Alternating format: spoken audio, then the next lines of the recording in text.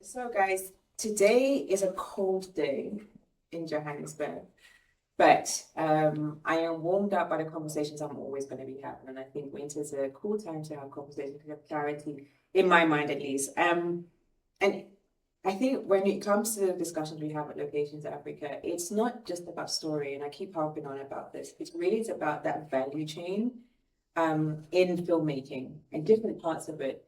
Yes, there is a story, there's a pre-production, and there's the equipment, there's a team, there's a crew, and everything in between.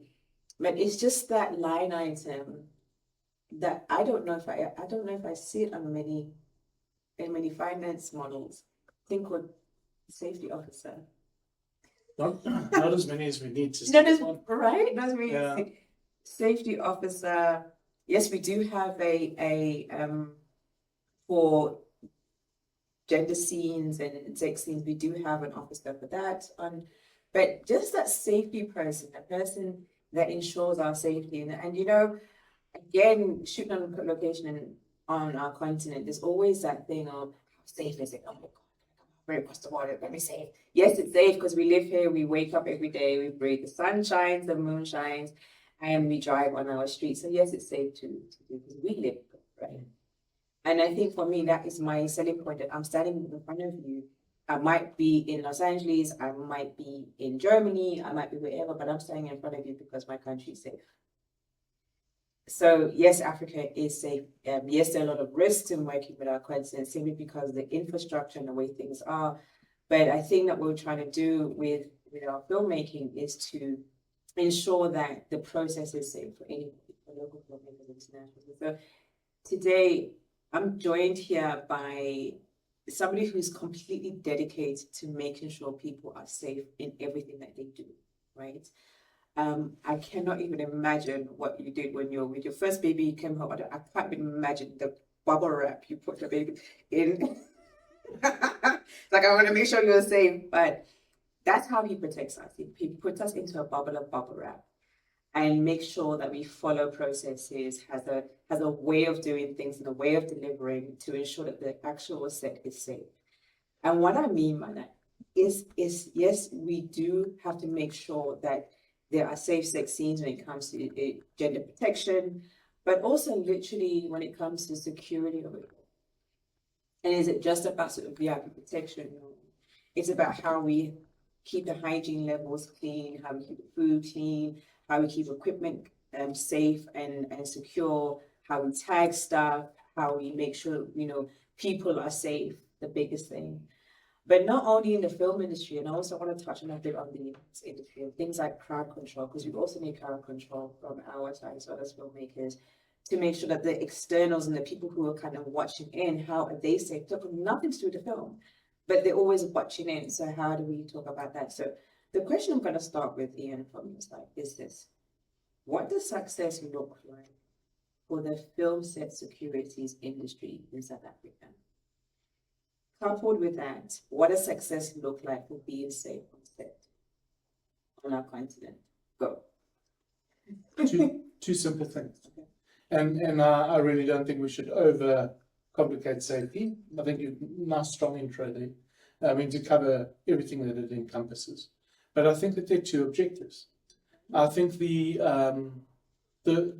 first one should be that everyone, is based on the premise that everyone is entitled to work in, and everyone should work in, a safe environment. And the goal needs to be a really simple one, and the goal should be that everyone goes home safe. I think that if we simplify our goals down to those two things, safe working environment, everyone goes home safe, then we're on track to tick all of those boxes that you've mentioned. Okay. Interesting to hear you, as I said, throw a really wide net there as we started out, but risk's relative. There's risk everywhere. I'm fortunate to travel internationally, and I go to the UK particularly a lot. And there are places in the UK where if you're wafting around at 11 o'clock at night, you need to watch your back. Everyone's got a little bit of risk somewhere. Yeah. Africa's got its quirks. Africa has a bad rep in some senses. South Africa does too, certainly on the security front.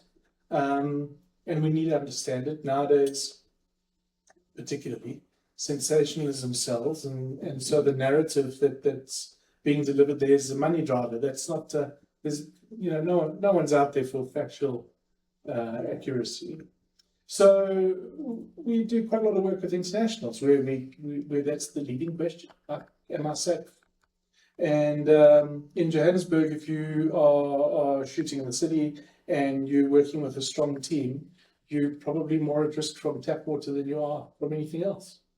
How simple is that? Well, I mean, that narrative for me is simple. It's like, yeah. So it comes down to your question was, what's success look like? what's a success look like? Success for me is just the acknowledgement of everything that needs to be happening, and in safety, and particularly the full sector at the moment, that's the big problem, is there's no acknowledgement. You mentioned events, and I know you've heard me moan about this before, but the event sector's got legislation. Some of it's good, some of it's not great. There are regulations. The regulations are now pushing 10 years old. The legislation even older than that. So they need work, but there's a framework. Yeah. We don't have the same. Yeah. When we're shooting, and that's immediately evident. Yeah. So everything's a potential risk. Risk, as I said, is relative. Everything's a potential risk. Chicken and rice together in the sun, particularly high risk. Do you know that? Rice. Yes. Yeah. I learned that actually, that it's not when it's sticky that it's even before that, when it actually is quite loose, that rice. I can't remember the technical side of it. I should have read that before. But we identified during COVID thing, we identified that pre-packed lunches were sometimes an issue. We could tell it because every now and then the medics would be going through too much like tummy medication. And we went and reached out to specialists and asked for a professional opinion on it. And chicken and rice is a problem. So I really think that we need to chase the success you're talking about by focusing on individual touch points. What do we need to be doing? Catering is a good example. We need to get catering under control, make sure we're using, reputable caterers feeding us decent quality food. Yeah. Maintaining temperature change becomes the next step in that. And it can go, you can make everything as safe as you want to, but there's always going to be an inherent risk. Mm-hmm. You need to make things safe enough. And that needs to be the starting point. You mentioned my kids. Mm-hmm. Do you know that my eldest is qualifying as a firefighter at the moment? Well done, buddy. It's a combination of fun and exciting, because sometimes I'm really proud of him, watching him, do the training that he's doing, and sometimes I realize that I'm watching my firstborn playing with jet fuel that's on fire, which is not great. But it's all about risk, and it's about managing the risk. And the more he's aware of the risk and the more he works towards it, the safer he gets and the safer he will get. So that needs to be the risk attitude. The risk attitude in South Africa is two legs. There's a blanket kind of like it'll never happen to me kind of thinking, and people sort of get through on a wing and a prayer, where we actually should be starting with some checklists, putting some things together. Take that first question: is it safe? Where we're going? Is it safe where we're working? And work through all the way down. What does that mean? What does that mean? Because we will be discussing, I think, accidents and things that happen to the body. Like you're saying to your son about your son, he's literally walking into fire blazes. That's his job. He's walking into fire. Literally, I'm going to walk into that building. It's on flame. I'm going to walk in and I'm going to walk out again. Right? You can see it's a visual risk. In the film industry, you're shooting a romantic comedy, and you're shooting at a hotel, and they drive into the driveway of the hotel with the scenes, and they drive out again. The lady comes out the car and she walks into the room. Now that's a typical film set. It happens a lot. But how does and how should producers, even, and whose job is it? How and whose job is it to be able to say, I need to get a safety person on site because of this? What are the kind of risks I'm gonna be facing with it that I can't see? I can't see the risks. I'm like, but it's a few cameras, the guy's driving in, okay, reposition, and this is how we think. Okay, set up the shots, car drives in, okay, de-rig, set up another shot, she walks out, de-rig, and you continue, that's the day gone. What do you see as the risk? What is the safety elements around that? Well, I mean, on that one, the job is to look for the worst case scenario. Of what then? So let's play on your scenario. You've got an actor who has limited driving proficiency, for obvious reason, doesn't want to say, listen, I don't really drive well. Says, okay, I'll drive your big expensive Mercedes, BMW that we're using in shot. Drives along, gets a fright, panics, overreacts, whatever it is, suddenly accelerates by mistake, even just a little bit, before slamming on the brake. But let's say camera position is wrong, shoots forward, knocks camera knocks cameraman. Now you're an operator down, you're R1 million worth of camera down. You've damaged a rental car. Anyone who's done that paperwork won't do that twice. So our job is that. Our job is to walk in and go, what's the worst case scenario here? And then to test everything to avoid it. This actor that we've asked to drive the car, is he or she proficient driver? Are they comfortable? Because you might have someone who drives a small little VW Polo, rocks up at work, and you give them the keys for a big BMW X5, and you say, just drive this X5. They're not used to such a big car, such a powerful car. Maybe they're not used to an automatic. Where are your camera positions? Where are you putting your cameras? How many operators you got? Who's on the floor in that lobby area? Why do they need to be there? Do we need 3 runners standing behind, the camera trying to look at it? Where are we putting a video of it? Are we hiding it in the bushes or parking it where it couldn't get in the way? And they all sound like extreme cases, and they all sound it sounds over the top, and it sounds ridiculous. And we don't, in real terms, expect everyone to drive a BMW X5 like through the pot plants and into the bulk of the crew. But we're there to make sure that it doesn't happen. So your question was, whose job is that? And that's contentious. It's been contentious. It's going to be contentious for a while. Back in the day, it used to be key groups in charge. Key group must take charge of everything. More common recently is the first AD's in charge of the floor. First AD runs the floor, which now translates to safety. What it sounds like to me is that when it all goes down, there's going to be plausible deniability in many, many parts. And a bunch of people are going to go, oh, well, I thought he was in charge, or I thought she was in charge, or, So to come right to the beginning, if you mentioned story in the beginning, and we talk about, we like to talk about what we output. We're all working, we're in an industry where we're chasing output. We're out to put together the best product that we can put out. I mean, I don't know about you, my favorite thing still to this day, sit on a couch, watch TV, watch whatever it is, watch it knowing that I was part of it. It's lots of fun. It's cool. That's true. That's actually really true. I mean, I do like it when I know that, okay, I found that location, and I'm like, oh my God, it actually brings the story to life. I'm laughing because literally I did not even think about the driver. I'm not playing with it. In my brain, it's just obviously get in the car and you drive, right? I didn't think that far ahead that maybe this person bought their license, or maybe this person, you're right, they drive a stick shift, right? And they're not sure how to, and some of these automatics now, they're actually automatic, especially the smaller cars, the gears are on the actual steering wheel itself. So now you've got this thing that looks flashy because the particular scene needs a person to be a guy in $1 billion network, must drive this car, he must look a certain way, but now the steering wheel is the only place where you've got his gears. is it about then saying, okay, fine, if you don't know, let's take you through a training program. So that means then that's an added cost to production that they have to be aware of. And then the whole thing of, the ecosystem and the environment of where people are working, how many people.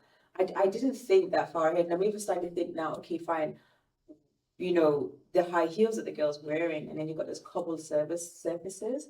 Is like, do you think that far as if we find she's going to step on this cobble, is she likely to? Yes. There's 2/3 of a page in my risk assessment on slips, trips, and falls. And that's random stuff like cabling lying around, things not taped down, high heels and cobblestones, things like that. But they get covered in our risk assessment.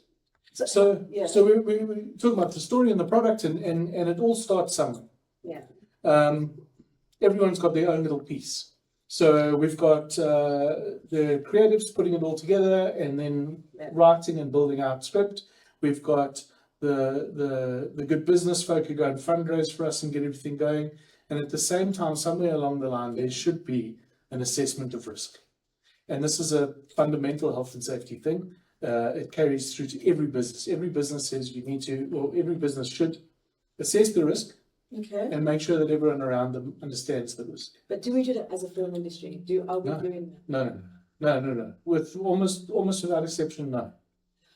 We have a particular funder at the moment, one of the networks, who's pushing a health and safety agenda, which is amazing. Yeah. Putting templates together, teaching people, and really pushing to get it going. Yeah. And I mean, straight up, it's Netflix. Yeah. Everyone knows Netflix has got safety requirements. Yeah. If you're doing a Netflix job, there's an inherent safety requirement. But for the others, it comes down to the production team.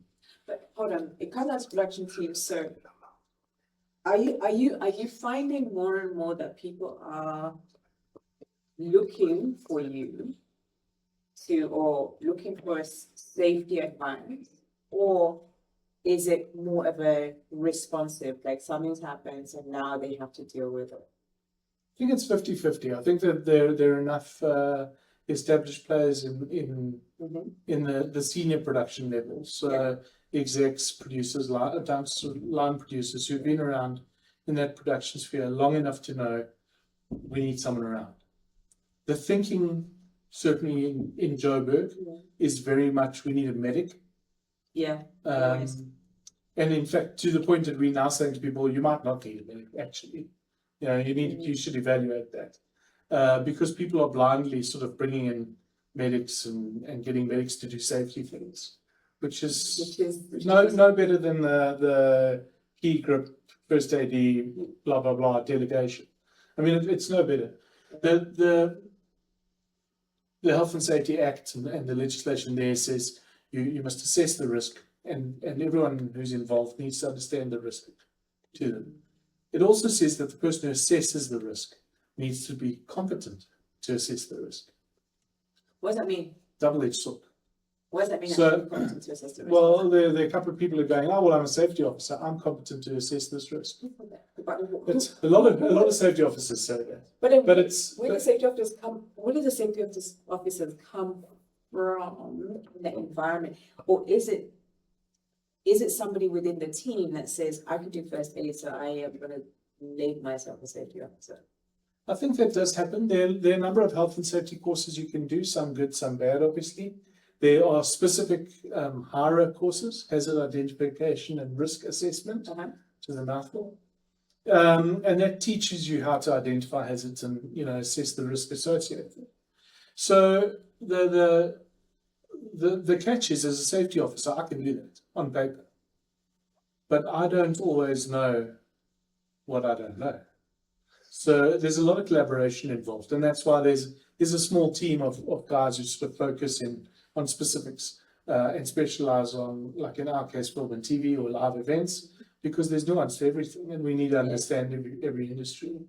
But the question on how do we get to a point where we have someone there to assess risk is you should, on everything, engage with someone to assess the risk.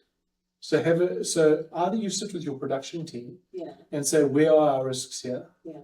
And at which point you get to something, page 42, Ayanda jumps off the cliff into shark-infested waters. That's when they were calling. That's when you go, this is outside of our ambit. Let's talk to someone who knows about this. And if you came to me with that, I've got a mate that I'm going to phone who's a stunty, and I'm going to phone him and say, well, hang on, you're a coordinator. Let's discuss that.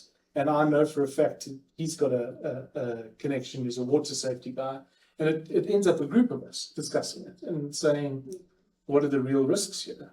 Because we're doing some work in the Western Cape at the moment in an area which has shark lookout points. Yeah. So that needs to go into the risk assessment. Shark lookout points, relevant because we're in the water. But when you do the research, they're not there in June. So the risk is very low because the shark's not there. The point is that there needs to be an assessment. And that assessment needs to carry through everything you do, every department, every activity. At what point must I do that assessment, right? So I am walking down the road and I've got a brilliant idea for a film, and then I kind of take it through and I write this thing down and I've developed it and I take it to a producer and I'm like, okay, great, let's see, we do the financial assessments and blah, blah, blah. And then from there, they kind of pull the team together, the creative team together, and then they kind of do location shoots and blah, blah, blah. And then they got the funding and, then the whole pack together, they're going to do production. In that value chain of activity, when do I need to start looking at my risk? And do I just look at it for the stunts and forget about this little driving shot, which probably is higher risk than the stunt one? Because stunt one, you've filtered it out, you've done a lot of work, you've done it, you've got all the risk done, and then this little car scene happens, and then that's where the massive blow up is. When am I supposed to call? Early. I mean, we realistically, we need ideally scripts, at least to go through to look at and understand what we're looking at. So is that script development? Schedules are sort of a big ask, but we also can speak to the costing. So we can get involved and say, well, you need a medic on this and you might need an ambulance this day and you might need that. Interestingly, just thinking about what you were saying about the driving shot, we did a really big project last year where 30% of the medical reports generated happened during the construction phase. Okay. So and it wasn't a big construction phase. So everyone says, oh, well, we'll bring a medic in for the shoot. We'll be covered for the, 8-12 weeks that we shoot. We'll have a medic on set with us. He'll be able to look after our cast and, do medic things like hang out at the craft table. But we don't need otherwise, because these guys building the set, they built 1 million sets. How many times have you heard that? Oh, he's been doing this for a decade, we're fine. 30% of our medical reports on a job last year came out of construction phase. So you need to evaluate the whole project. We now many years ago, 5 years ago, we worked on blood samples, which you'll remember was shot as this massive epic. And behind the scenes, that construction was next level. It was really certainly local production, biggest thing I've seen. It was a ton of fun to work on. One in Palmyra, right? It was no, they shot a lot of it here, a lot of it in Eastern Cape. Okay. But yeah, a lot of it here in Joburg. Took over. Sorry, Blood Sound. I'm thinking about Blood Diamond. Sorry, Blood Sound. Yes, it is. Yeah, Blood Diamond was sprung out of that. Yeah. Yes. Go on. So they took over the old studios in Bears Valley. I can't remember what they're called now. Yeah. And built huge facades and amazing sets. They were tons of fun. And we were brought on like really early on that sort of first day of construction. We were brought in. They said, right, what do we need to do here? And we worked the whole way through the construction phase, where it was absolutely necessary. A lot of the jobs we do, it's not necessary. The guys are manufacturing sets in their workshops. Their businesses are geared for that. They've got the prerequisite health and safety, Right. and off they go, and that's it. So the early consultation is important because you could squander a lot of money. Yeah. By the same token, you can save a lot of money. We see this in the event space often. People often in the event space will read a document and say, oh, it says, I need 100 security guards, and we'll walk in and go, why do you have so many security guards for this? And they'll say, oh, but we saw this document that said we needed 100 security guards, and they've sort of doubled their cost base. So safety gets a bad rep on the cost front sometimes. People, I think it's a grudge purchase. It is. But it can actually work to your advantage. The other thing you mentioned earlier was security assessments. Yeah. That's something I think we do really poorly domestically, South Africa specifically, but really well on the continent. But why? Because I still think there's this, it's peculiar, and this is a very much personal comment. I grew up in South Africa, so South Africa to me is immediate home. Yeah. With the exception of our neighboring countries, I haven't seen much of Africa at all. Yeah. And I still think that there's this traditional, almost colonialist narrative, where there's this little pocket of South Africa, which we know about because a ton of British people went there at some stage. Yeah. And then there's this little bit where some people speak some French, but we don't know much about it. And there's a lot of sound in one space. Yeah, I mean, we're all laughing at Trump at the moment. There was someone who said he had never heard of Lesotho. I think it is. But we have these scenarios where people come to us and they just go, we have no idea what to deal with, like what the deal is in this country. One I did a while ago was National Geographic Ethiopia. And they got all of us and said, we have no idea what to do in Ethiopia. But each of those countries has got their own little industry. And if we network better, we managed to find a local production fixer, and he connected us with a ton of people. By the time we hit the ground there, I sent in fact, he was a security consultant. So we had a security consultant who was also a qualified medic, hit the ground, full Ethiopian crew on our side, safety and protection, and amazing to work with, great fun to work with, as proficient as we are. And people don't go and look for it until they need to. Yeah. But we're better at looking for it there than we are locally. So locally, there's a lot of friends of friends kind of stuff. We'll use so and so because we'll know so and so. Yeah. And we don't vet each other. So locally, we'll be shooting in locations where we should have security guards, or a security company rather, and we instead have a couple of informal security guards. So we just have a few babes lying around, and we just kind of give it to someone and say, here's like $200 for a day. Just in the events industry, they call them meat barriers. So you just get a dude, give him a bit, brief him on what to do. Yeah. Don't let anyone pass here. And most people won't get past there. But that just is like the surface layer of sort of assistance.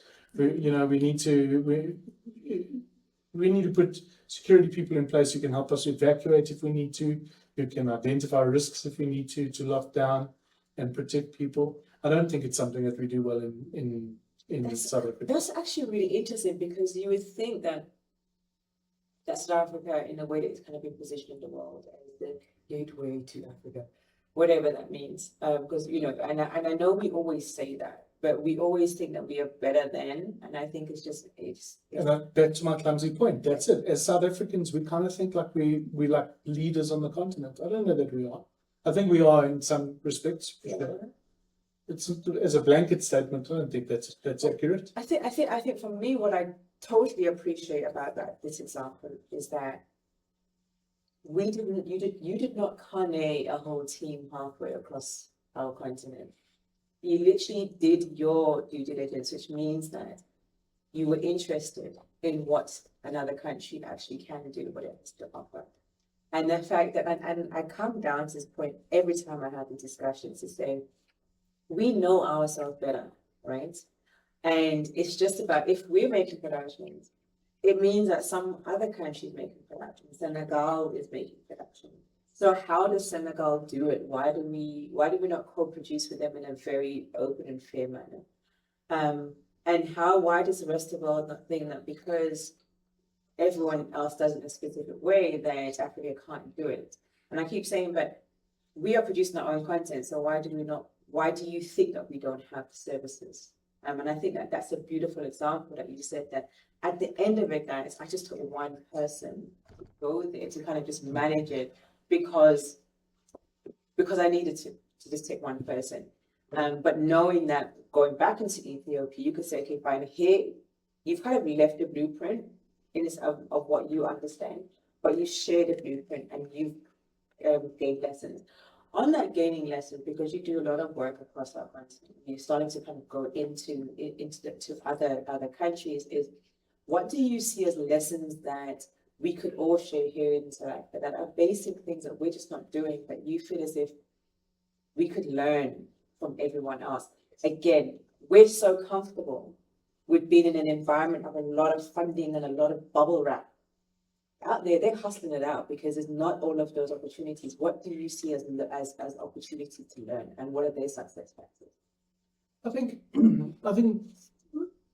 I'm always fascinated by people who are like inherent hustlers, and I work in what's largely gig economy. Yes, you do. So I come across them a lot, which is interesting, and it's just it always fascinates me how people find workarounds to problems. Yeah. I think that like locally, there are a lot of challenges at the moment. I know that the Actors Guild's got a lot going on at the moment where they're petitioning for a lot of rights.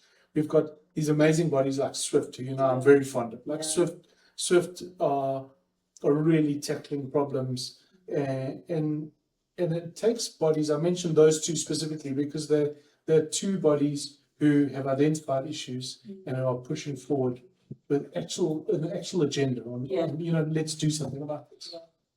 That's something that's missing in the safety world in film and TV, but they're pushing ahead, and that's what fascinates me with the people I interact with.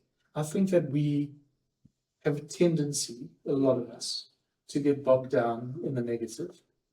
And I think that in this industry, I hear a lot of talking in this industry about it's not as good as it used to be. It's not what it used to be. It happens in a lot of places. And you have these two narratives. You have people who are kind of getting on with it. Yeah. And you get people who get bogged down. I think that my biggest learning from the people who really inspire me to get on with it are the people who, in the middle of what's supposedly all this nightmare, are just getting on with it and hustling on. So creators who are coming with just like we've seen the last couple of years, some really like weird and wonderful ideas. We've seen people coming out with African epics, and some projects work and some projects don't. That's the nature of business. Yeah. At the end of the day, we're producing products that need to be sold. Yeah. But it's the nature of the business. But you can't lose the creative sense of it, and that creative drive in our industry, I think, is really cool because it's what keeps everything alive. The event sector, we have these guys who, film and TV is maybe a little bit more forgiving. You're going to put 3 months into a project, 6 months into a project that exists as a tangible product. You can try and sell it. You can try and resell it. We've all got a favorite broadcaster who'll just show you the same thing for 25 years. So those platforms exist. In the events industry, we have these guys who will work 3 months on a project, put everything on the line for like 1 or 2 day show. Sure. I know this was. And we've all, I'm sure, been to an event where you stood around thinking, there's, sort of 10% of the expected crowd here. And that same event producer will find a way to dust himself off and get going again. And I think that's the creative drive that keeps that going. So because we see people in our industry, I'm sure you can think of producers that in the live sector as well as film and TV.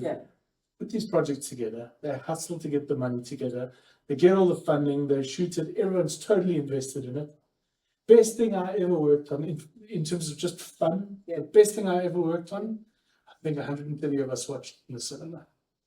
It never broadcast everywhere. It was never sold anywhere. It was a sort of proof of concept thing which we all chipped in on. I think my invoice was for the medical consumables. I think we provided the medics for free. And a ton of people did the same thing. And we absolutely loved it. It was the coolest thing. Because you're part of it. So this is my question. At what point does creativity win over safety? Like at what point? And what I mean by this question of at what point does creativity win over safety? Right? When do you have to kind of help? When do you have to kind of concede and say, okay, fine. I know you're trying to get this creative output. Like what does that look like? Because we're creatives and we really want to get that train blown up, guys. Like I really do. Or I really, really, really want to ride this bicycle down the road. Because it's just epic. I know to drive it into the winter sun coming down. And that at this time at 4:40, the sun's going to be a particular degrees and you're driving that direction, you're going to be blinded. But the scene has to have that. How far do you push back? I don't like the idea of win over safety. I think creative should never win over safety. I think that safety should make the creative possible. I like that. I do some work for an international company whose tagline is enabling creativity. And when I first heard that, I hated it because I thought, man, I wish I'd thought of that. Because that's what I think safety should be doing. The best projects, the most fun for us, on a professional and a personal level, are the ones which start with, where the first response is kind of like, huh? We've had people, I'm trying to think who it was, but blew up a cash in transit van on a busy road, blew up a cash in transit van on a busy road in just the east of Joburg.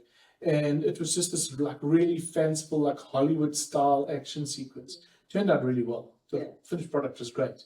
But to get there, we ended up on the phone with NatJoints, the National Police Command, on the phone with them saying, we want to blow up a cash in transit vehicle in an area renowned for CRT heists. And we're going to bring helicopters in near Gautrain bridges and we're going to close roads. And we did all the road closures and all that sort of thing. But it was just, at surface, I think that any sane safety officer would have said, no, I can't do that. The police aren't going to like it. It's a crappy idea. It's going to antagonize the neighbors. And I think the best ones are when you go out and go, cool, how do we get this done? So you're saying that, okay, fine. So in order for us to understand what success looks like for the safety industry the safety within the film industry is to have an honest conversation and say, you know what, guys, I do not want to sign this off because it's not safe.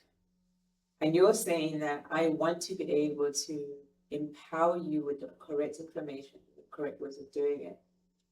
And then they're going to say to you, how do I do that? Is there a checklist? Is it like a five-step system? Where can they get it? Do you have to go online?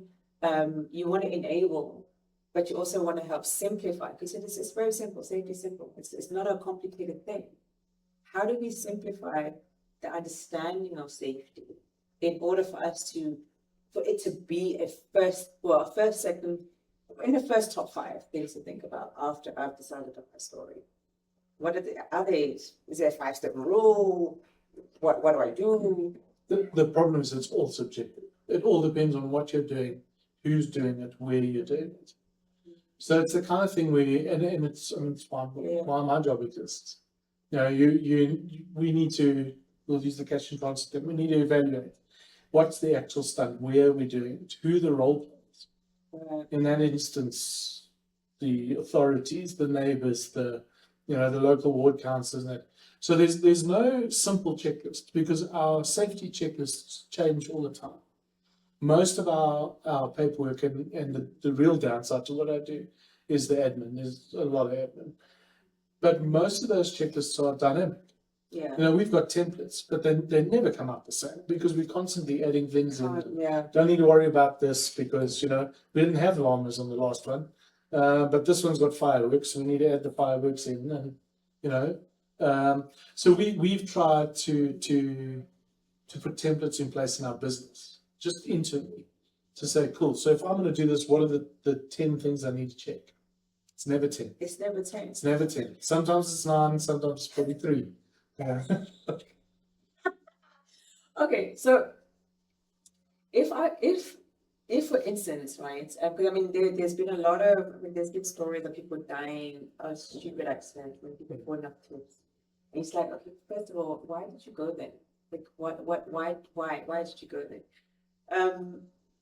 How, how, how, this, I'm trying to kind of dumb it down for myself more than anyone else. I remember we had a discussion at the conference last year about ammunition.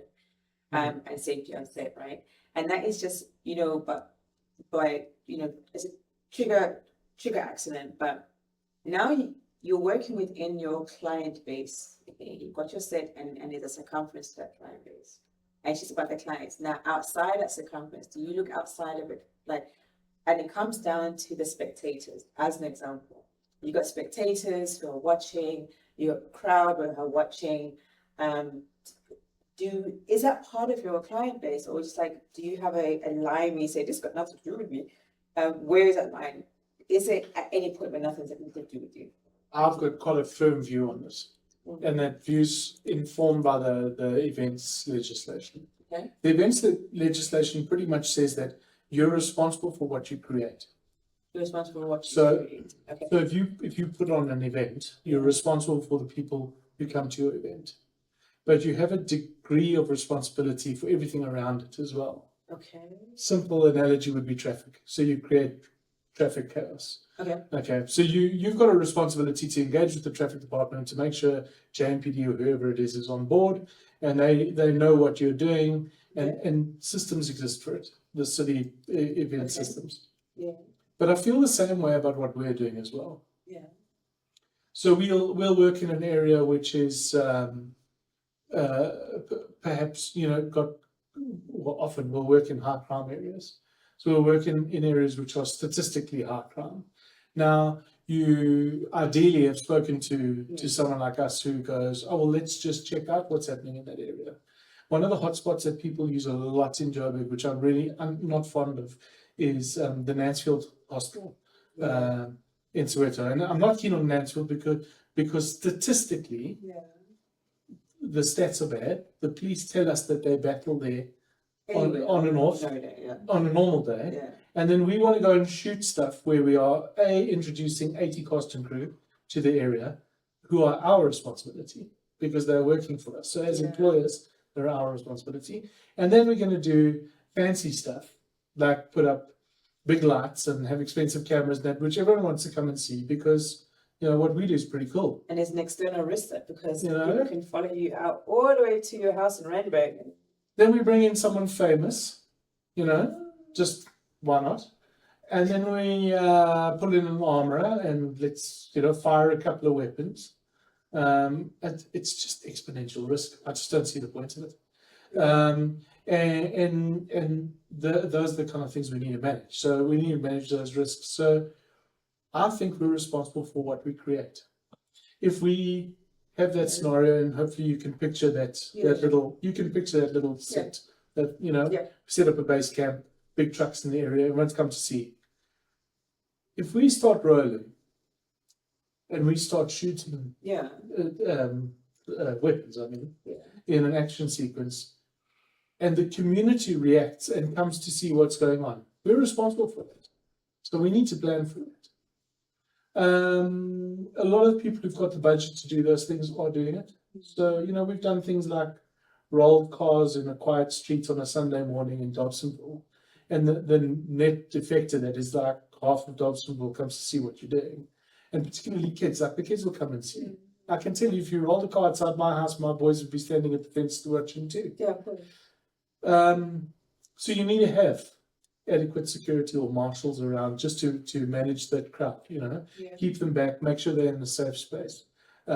Sometimes, the safety officers are notorious for saying unpopular things. So sometimes we have to sugarcoat our message and say, oh, well, we just want to keep them out of shot. And then, we'll get signed off for the marshals. We'll keep people out of shot. But in real terms, we're keeping people safe and keeping them out the way. I think it's our responsibility. So it's your responsibility. So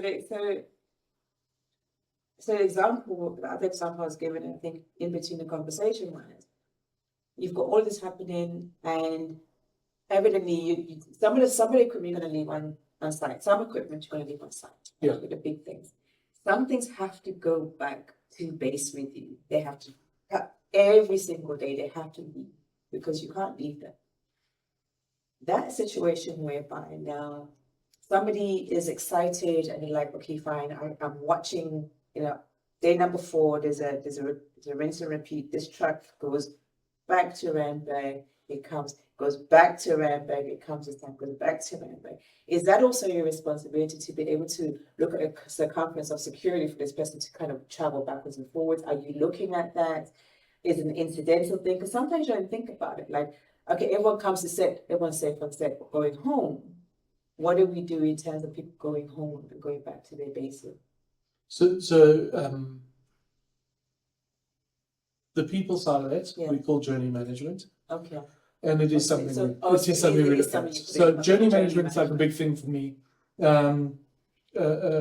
Locally, we're quite good about transport for cast and crew, which is really important because we're working really long days, and particularly if people are traveling long distance, we don't want people traveling, driving after like a 12, 13 hour day, and traveling an hour each side of it.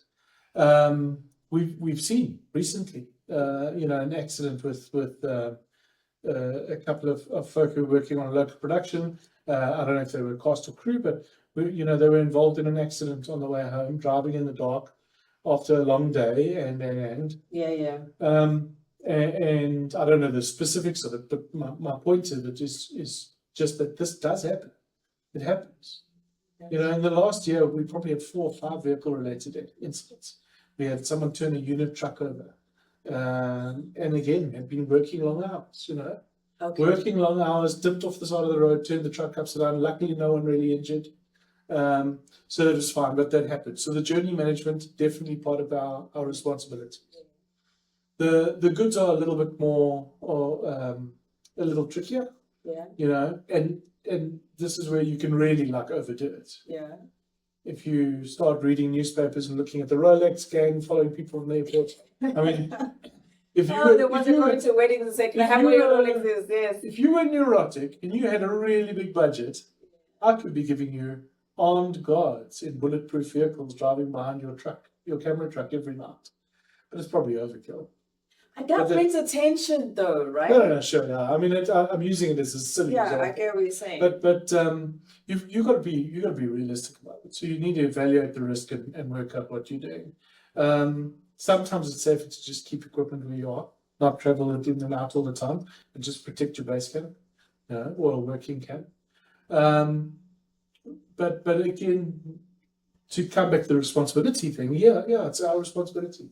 It's ours. It's our. Even if the cameras are not ours, if we've rented them, and they're insured, and the loss would be almost inconsequential to us. The guy driving that truck is one of us. He's part of the team. He's our responsibility.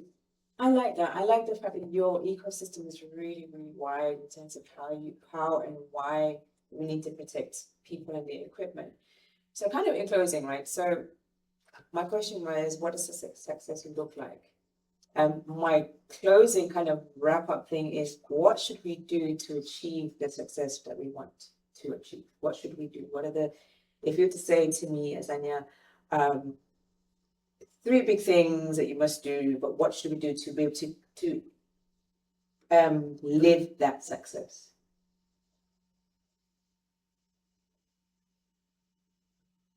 You have a real tendency of putting me in my seat. I like it. At least I know that, if anything happens, I am safe. This guy will come with a solution like that right now. Adopt a safety culture, number 1. Adopt a safety culture. Number 1, and it's not you don't need to sign a piece of paper, you don't need to write a document, nothing. You just need to start thinking along those lines of, and I'm gonna write it down when we finished here.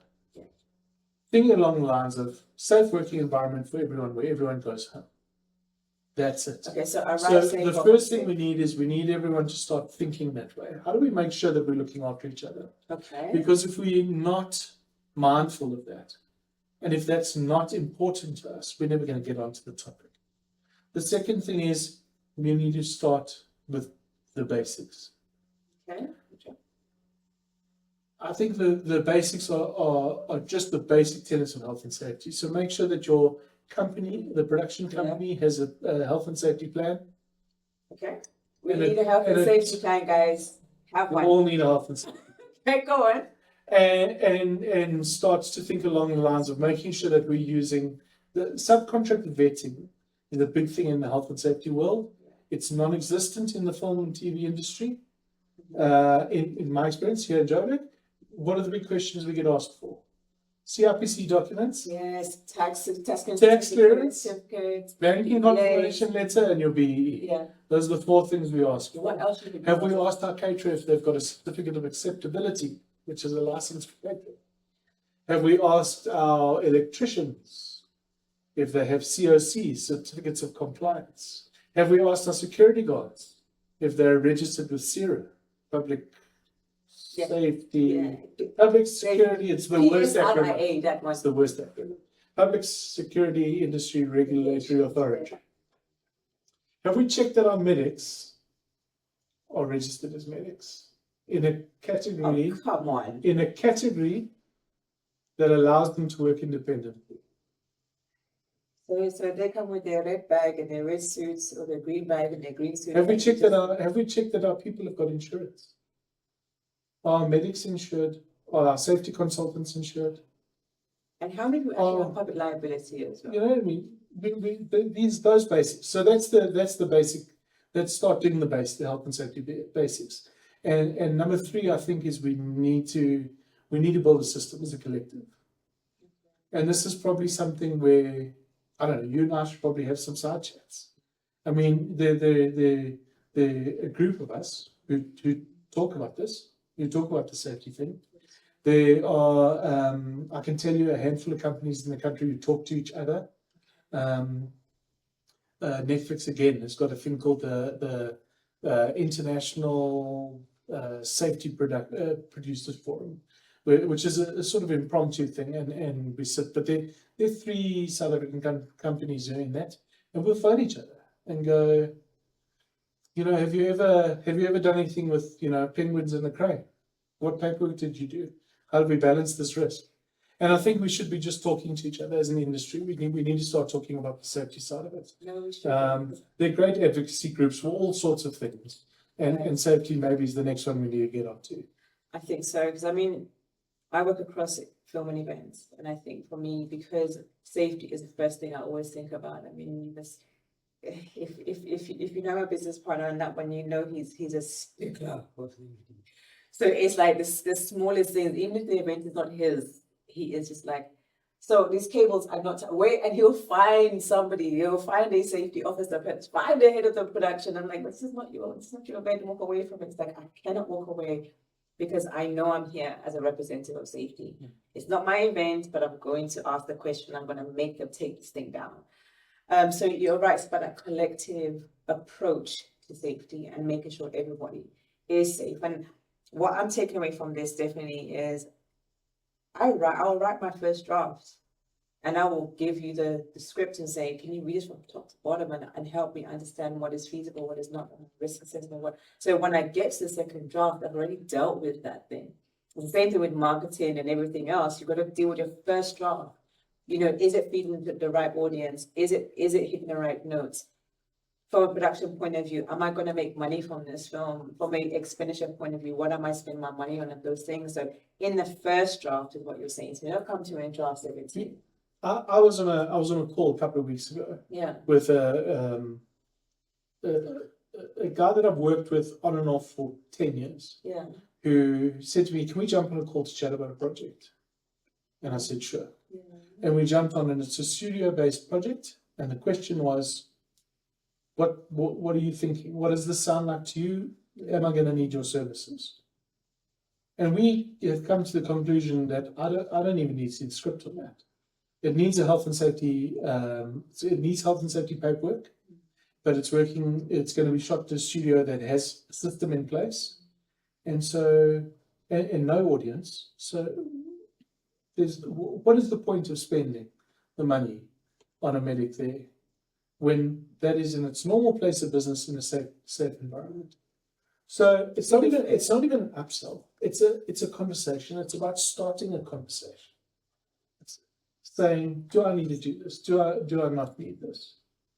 I mean, do you go to your groups and go, hey, I need do you go and spec what you need from them and say, I need X, Y, and Z? No, you don't. You go to them and say, this is what you need to achieve. What do you need to get this done? And then they'll bring what they need. Yeah. Iain, you are my friend in safety. You really are my friend in safety, honestly. This is not going to be the last time we talk. I think what I'm definitely going to do is start to create a deeper understanding for us internally. When I mean by that as African producers, it's just look internally first. Because the more we do stuff with each other internally, the rest of the world will see that we're doing the stuff, and the rest of the world will realize how safe we are anyway. Again, we are producing our own stuff, but we are also know that we work in a global marketplace. And literally, it's about passing on your contacts to everybody else. But I mean, guys, if you're looking for this guy, we're talking about safeguard.co.za. You will find them beautiful. They're a beautiful team.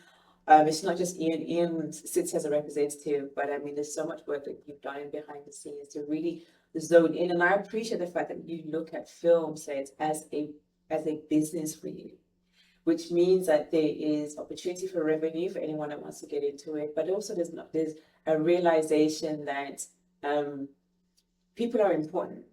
The projects are so important that we must always keep them safe. I'm not going to take up much more of your time, but thank you so much. And I think everyone listening, if you have any questions, we're happy to make sure that you get you in touch. We're not going to hide contact. I said, happy safeguard as soon as anything we got. So safeguard.africa. Oh, safeguard.africa. Oh, look at him. So you can go help at safeguard.africa. You see, .africa, guys, safeguard.africa. So he really is a global African citizen. So thank you so much, Iain. You are my friend in safety. I appreciate you. Thanks for the opportunity for another safety chat. Another safety chat. And we're going to have another one at the conference, and another one in 3 months, and another one. But safety is so important to me. But thank you so much. Thank you.